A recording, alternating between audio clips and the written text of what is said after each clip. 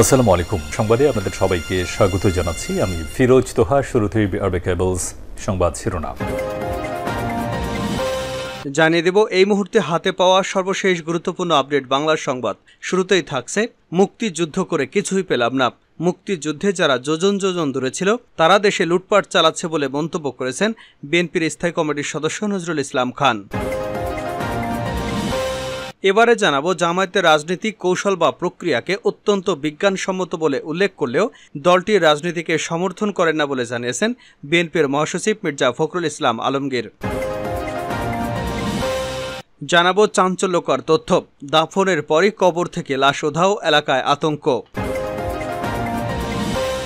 এবারে থাকছে এই প্রথম লোহার খাঁচায় দাঁড়াতে হলো, এটা অভিশপ্ত জীবনের একটা অংশ, ডক্টর ইউনূস। জানিয়ে দেব ট্রান্সপারেন্সি ইন্টারন্যাশনাল বাংলাদেশ টিআইবির নির্বাহী পরিচালক ডক্টর ইফতেখারুজ্জামান বলেছেন, আমরা একটি সংসদ পেয়েছি, সেটা হচ্ছে ক্ষমতাসীন দলের একচ্ছত্র ভুবন, সেখানে বিরোধী দল নেই। এবং সর্বশেষ জানাবো আন্তর্জাতিক সংবাদ। ভারতে প্রচণ্ড গরমে একদিনে ৮৫ জনের মৃত্যু। প্রচণ্ড তাপপ্রবাহে ভারতের উড়িষ্যা, বিহার, ঝাড়খণ্ড, রাজস্থান ও উত্তরপ্রদেশে একদিনের ৮৫ জনের মৃত্যু হয়েছে। এর মধ্যে বিহার রাজ্যের ঔরঙ্গাবাদ জেলায় সর্বোচ্চ মারা গেছে ১৯ জন। বৃহস্পতিবার সেখানে তাপমাত্রা উঠেছিল ৪৮.৯ ডিগ্রি সেলসিয়াসে। হিন্দুস্তান টাইমসের এক খবরে বলা হয়েছে, ওইসব এলাকার সিনিয়র কর্মকর্তারা বলেন, প্রচণ্ড তাপপ্রবাহের কারণে জনজীবনে হাঁসফাঁস অবস্থা তৈরি হয়েছে। ফলে স্বাস্থ্য ঝুঁকিতে রয়েছে সাধারণ মানুষ, যার প্রভাবে মারা যাচ্ছে বয়োজ্যেষ্ঠরা। এতক্ষণ শিরোনাম শুনছিলেন, এবার বিস্তারিত। প্রিয় দর্শক, আপনি যদি এই চ্যানেলে নতুন হয়ে থাকেন, ভিডিওটি দেখতে দেখতে চ্যানেলটি সাবস্ক্রাইব করে আমাদের সঙ্গেই থাকুন। আর এই ভিডিও সম্পর্কে আপনি আপনার মূল্যবান মতামতটি কমেন্ট বক্সে জানিয়ে দিন। আর হ্যাঁ প্রিয় দর্শক, জানিয়ে দিন ভিডিওটি কোথা থেকে দেখছেন। মুক্তিযুদ্ধ করে কিছুই পেলাম না, দূরে থাকা ব্যক্তিরা লুট করছে। মুক্তিযুদ্ধে যারা যোজন যোজন দূরে ছিল তারাই দেশে লুটপাট চালাচ্ছে বলে মন্তব্য করেছেন বিএনপির স্থায়ী কমিটির সদস্য নজরুল ইসলাম খান। শনিবার নাগরিক ঐক্যের দ্বাদশ প্রতিষ্ঠাবার্ষিকী উপলক্ষে ঢাকা রিপোর্টার্স ইউনিটিতে আলোচনা সভায় বক্তৃতা করেন তিনি। নজরুল ইসলাম বলেন, যুগের পর যুগ লড়াই করে যাব, ফল ভোগ করতে পারবো না, তা তো হতে পারে না। মুক্তিযুদ্ধ করে আমরা কিছুই পেলাম না। যারা যোজন যোজন দূরে ছিল তারাই দেশের অর্থ সম্পদ লুট করছে। তিনি বলেন, জনগণের উপর করের বোঝা আরও বাড়ছে, বিদেশি ঋণ শোধ করতে ভর্তুকি তুলে দেওয়া হচ্ছে। মানুষের জীবনমান কোন দিকে যাচ্ছে সেটা আঁচ করাই যাচ্ছে। দেশের মানুষ আর কত লড়াই করবে, আর কত আন্দোলন হবে? জীবন দিতে হবে। ঐক্যবদ্ধ হয়ে দেশের মানুষের জন্য স্বপ্নের রাষ্ট্র গড়ে তুলতে হবে। এই অনুষ্ঠানে গণতন্ত্র মঞ্চের সমন্বয়ক ও গণসংহতি আন্দোলনের প্রধান সমন্বয়কারী জোনায়েদ সাকি বলেন, বর্তমান সরকার নিজের গদি রক্ষার জন্য দেশকে বাজি ধরেছে। সরকারি প্রতিষ্ঠান প্রধানদের নানা সুবিধা দিয়ে এসব করছে। খেলা দেখানোর জন্য সংসেজেছে ক্ষমতাসীনরা। তিনি বলেন, বেনজির দেশ ছেড়ে চলে গেছে বহু আগেই। দেশের মানুষ যেন বোকা, সবই শুধু লোক দেখানোর জন্য।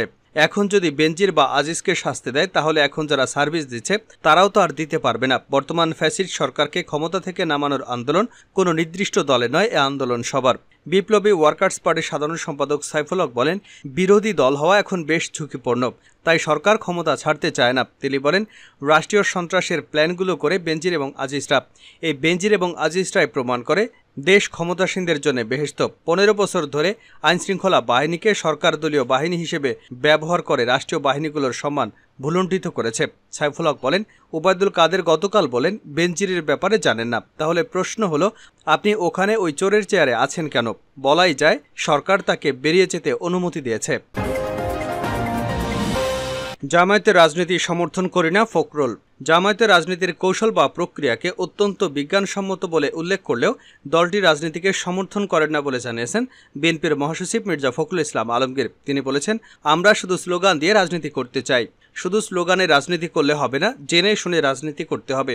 আমি জামায়াতে ইসলামের রাজনীতি সমর্থন করি না, কিন্তু জামায়াতের রাজনীতির যে কৌশল প্রক্রিয়া তা অত্যন্ত বিজ্ঞানসম্মত, তা অনেকটাই কমিউনিস্ট পার্টির মতো। ফখরুল বলেন, তাদের যে ছাত্র শিবির আছে তাদের লেখাপড়া করতে হয়, তারা নিজেরা বই প্রকাশ করে, পত্রিকা প্রকাশ করে। তার মানে জ্ঞানের চর্চা ছাড়া আপনি কখনো সফল হতে পারবেন না। রোববার জাতীয় প্রেস ক্লাবে আব্দুল সালাম হলে আয়োজিত আলোচনা অনুষ্ঠানে এসব কথা বলেন তিনি। বিএনপির প্রতিষ্ঠাতা জিয়াউর রহমানের ৪৩তম শাহাদাত বার্ষিকী উপলক্ষে এ অনুষ্ঠানের আয়োজন করে জিয়াউর রহমান ফাউন্ডেশন। সাবেক পুলিশ প্রধান বেনজির আহমেদ এখন কোথায়, এই প্রশ্ন রেখে মির্জা ফখরুল বলেন, স্বরাষ্ট্রমন্ত্রী যদি বেনজিরের হদিস না জানেন তাহলে কি এটাকে রাষ্ট্র বলা যায়? বন্দুক দেওয়া হয়েছে গুলি করবার জন্য। দায়িত্ব থাকাকালীন বেনজিরের দাম্ভিকতার সঙ্গে অধস্তনদের এমন নির্দেশনা দিতেন, তার নির্দেশে অনেক মানুষকে হত্যা করা হয়েছে। লুটেরা সরকারকে ঠেকাতে না পারলে দেশের অস্তিত্ব টিকে থাকবে না বলেও মন্তব্য করেন তিনি।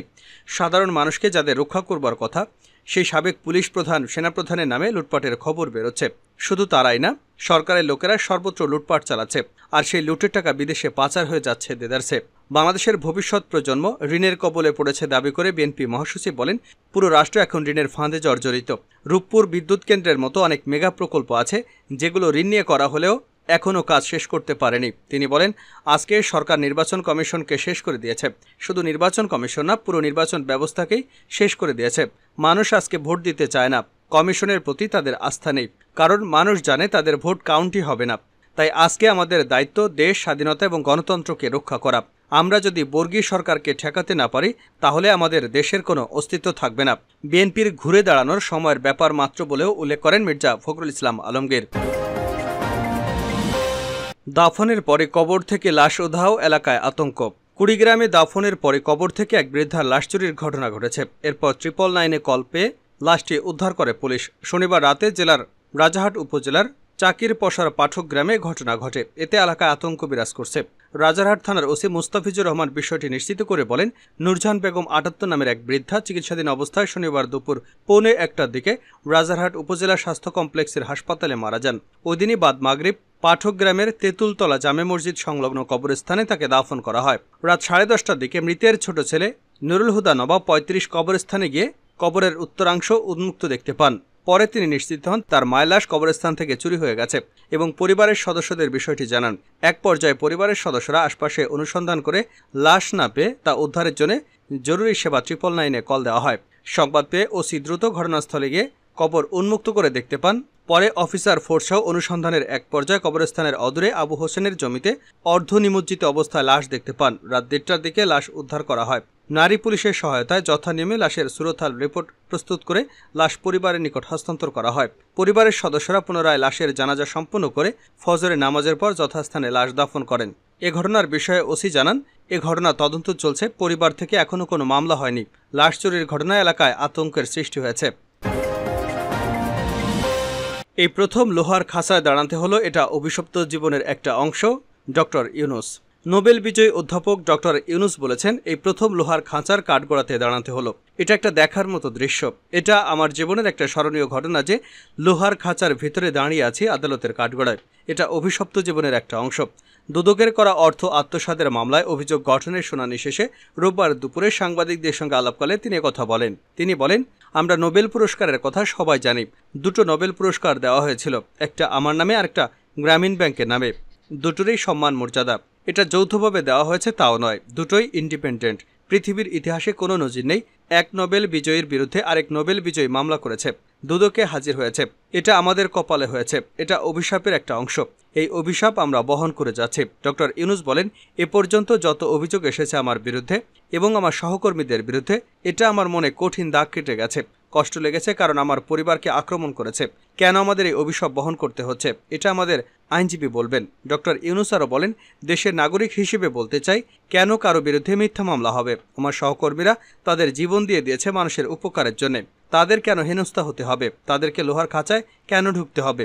আজ শুনানি শেষে ঢাকার বিশেষ জজ আদালত 4-এর বিচারক সৈয়দ আরাফাত হোসেন দুদকের করা অর্থ আত্মসাতের মামলায় অভিযোগ গঠনের তারিখ আগামী 11ই জুন নির্ধারণ করেছেন। শেষ করছি আন্তর্জাতিক সংবাদ দিয়ে। ভারতে প্রচণ্ড গরমে একদিনে 85 জনের মৃত্যু। প্রচণ্ড তাপপ্রবাহে ভারতের উড়িষ্যা, বিহার, ঝাড়খণ্ড, রাজস্থান এবং উত্তরপ্রদেশে একদিনে 85 জনের মৃত্যু হয়েছে। এর মধ্যে বিহার রাজ্যের औरंगाबाद জেলায় সর্বোচ্চ মারা গেছেন 19 জন। বৃহস্পতিবার সেখানে তাপমাত্রা উঠেছিল 48.2 ডিগ্রি সেলসিয়াস। হিন্দুস্তান টাইমসের এক খবরে বলা হয়েছে, ওইসব এলাকায় সিনিয়র কর্মকর্তারা বলেন, প্রচণ্ড তাপপ্রবাহের কারণে জনজীবনে হাঁসফাঁস অবস্থা তৈরি হয়েছে। ফলে মৃত্যুর ঝুঁকিতে রয়েছেন সাধারণ মানুষ। এর প্রভাবে মারা যাচ্ছে বয়োজ্যেষ্ঠরা। এর আগে বুধবার দিল্লিতে সর্বোচ্চ তাপমাত্রার নতুন রেকর্ড সৃষ্টি হয়েছে। এদিকে শহরতলির মুঙ্গেশপুরে 52.3 ডিগ্রিতে সেলসিয়াসের তাপমাত্রা রেকর্ড করা হয়, যা ভারতের ইতিহাসে সর্বোচ্চ। তবে গতকাল জানানো হয়, সেন্সরের ভুলের কারণে এ তাপমাত্রা 3 ডিগ্রি বেশি দেখানো হয়েছে। প্রকৃত তাপমাত্রা ছিল 49 ডিগ্রি, সেটিও ভারতের ইতিহাসে সর্বোচ্চ তাপমাত্রা। ভারতের কেন্দ্রীয় দুর্যোগ ব্যবস্থাপনা বিভাগের এক কর্মকর্তা বলেন, চলমান তাপপ্রবাহে সবচেয়ে বেশি ক্ষতিগ্রস্ত হয়েছে উড়িষ্যার মানুষ। রাজ্যটিতে গত কয়েকদিন আগে বাতাসের আর্দ্রতা উল্লেখযোগ্য হারে কমে গেছে, সেখানে তাপমাত্রার পারদ গিয়ে ঠেকে 50 ডিগ্রিতে। উড়িষ্যার স্বাস্থ্য বিভাগের সিনিয়র কর্মকর্তা জানিয়েছেন, রাজ্যটিতে একদিনে হিট স্ট্রোকে 46 জনের মৃত্যু হয়েছে। এর মধ্যে 5 জন মারা গেছেন বরকেলা শহরের সুন্দরগড়, সাম্বালপুর এবং বোলানগীর জেলায়। গত বুধবার 41 জন মারা গেছেন। বরকেলা সরকারি হাসপাতালের দুপুর 1:30 থেকে রাত 8টা পর্যন্ত 8 জন মারা গেছে।